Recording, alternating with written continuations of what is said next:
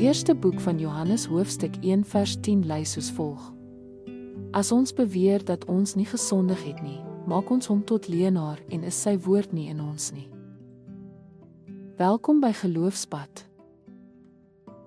Dis nie moeilik om te erken dat ons nie perfek is nie. Ons sê dinge soos, ek is net mens, of almal maak foute. Maar die skrif daag ons uit om dieper te gaan, nie net om onvolmaaktheid te erken nie, maar om sonde te bely. In die eerste boek van Johannes konfronteer Johannes 'n gevaarlike denkwyse. Om voor te gee dat ons glad nie gesondig het nie. Johannes praat nie met mense buite die kerk nie.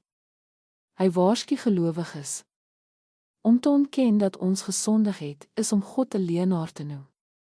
Hoekom? Omdat die hele verhaal van verlossing op een waarheid berus. Ons is sondaars wat 'n verlosser nodig het. Die evangelie maak slegs sin as ons erken dat ons genade nodig het.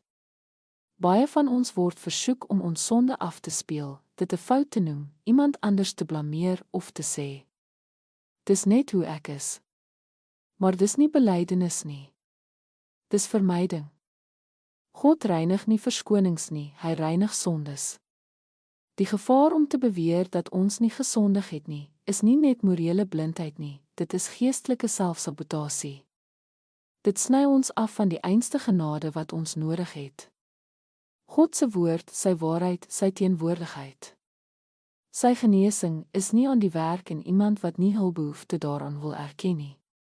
Selfs nou val sommige Christene in die struik om sondeloos te probeer voorkom. Asof heiligheid beteken om niks te bely nie. Maar die mees getroue gelowiges is diegene wat gereeld bely. Hulle maak nie asof hulle perfek is nie. Hulle kom nader aan die een wat is. Ons bely nie sonde om vergifnis te verdien nie.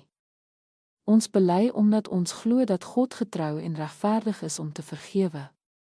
Wanneer ons sonde erken, vind ons die waarheid van die evangelie lewend in ons.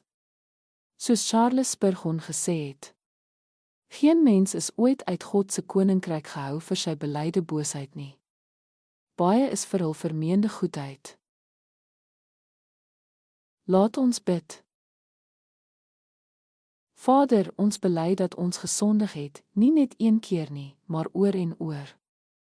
Vergewe ons vir die kere wat ons sonde verskoon het of voorgegee het dat dit nie daar was nie. Help ons om in eerlikheid en nederigheid te wandel en u genade te vertrou. Laat u woord in ons leef terwyl ons ten volle op Jesus, ons verlosser en ons geregtigheid vertrou. Amen.